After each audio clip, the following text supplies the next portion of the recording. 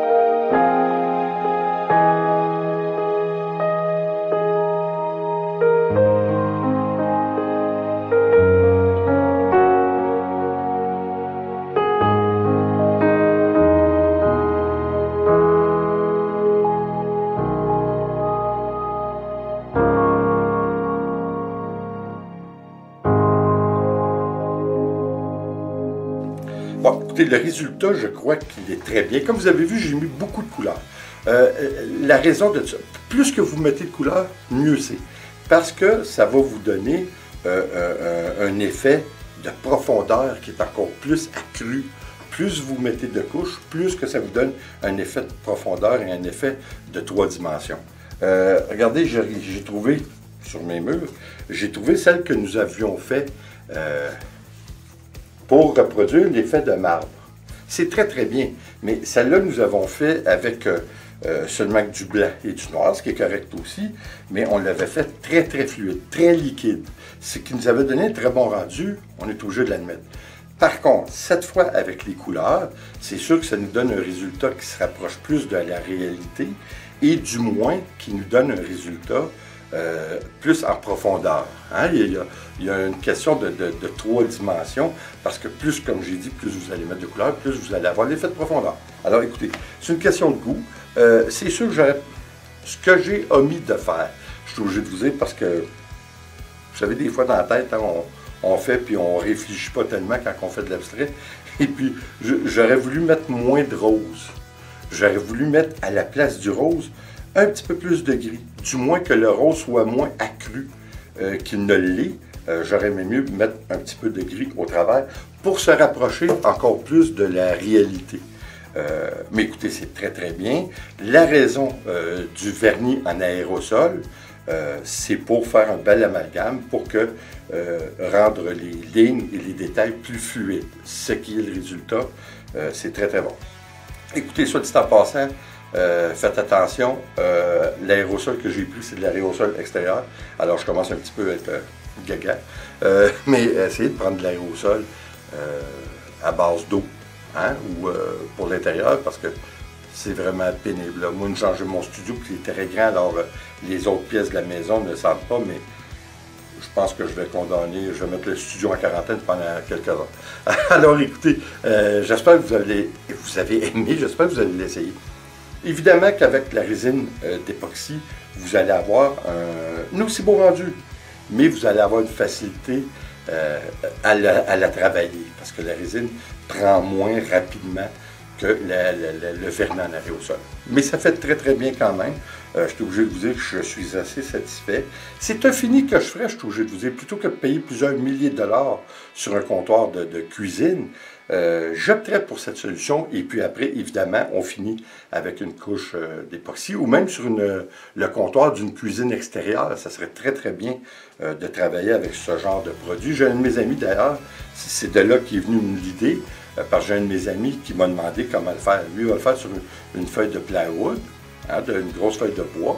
Il va mettre une couche de fond, puis il va reproduire un coulage un peu similaire à ce qu'on vient de faire, mais vraiment pour reproduire le marbre, mais en plus gros.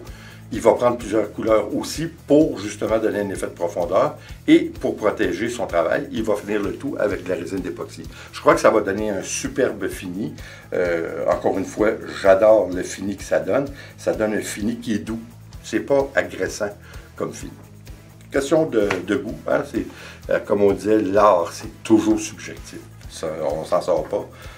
On ne peut pas dire que c'est pas beau, on peut dire que non, on l'aime pas, mais on ne peut pas dire que c'est pas beau parce qu'il y en a d'autres qui le trouvent beau. Hein? Alors, écoutez, merci d'être là, j'espère que vous allez l'essayer. Encore une fois, n'oubliez pas, c'est très important, par exemple, si vous utilisez du vernis en aérosol, utilisez le vernis à base d'eau, minimum.